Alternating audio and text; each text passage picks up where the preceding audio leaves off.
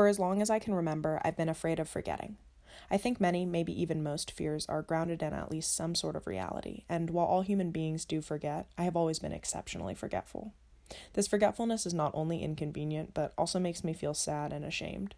Forgetting a delicious dollop of a memory has always made me feel like I've been careless with one of life's most precious gifts.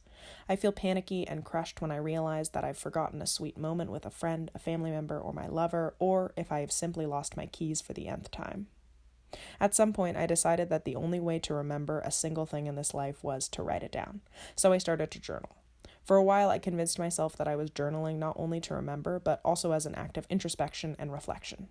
In reality, my journal is extremely self-conscious. It is written with intermittent spikes of awareness that someone may someday read my journal, a worry that is perhaps more aptly described as a self-obsessed fear turned to hope.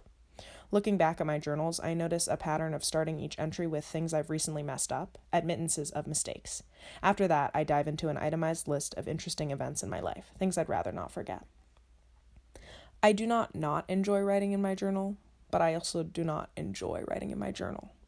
And as I write this monologue, an obviously self-conscious monologue as it's intended to be shared on the internet, I have a thought. Perhaps journaling is unenjoyable because I feel so much shame. I feel shame that I have to write things down to remember even the most important, biggest life events. I feel shame that every little moment and memory means so much to me. I feel shame when I write self-importantly. I feel shame when I forget to write.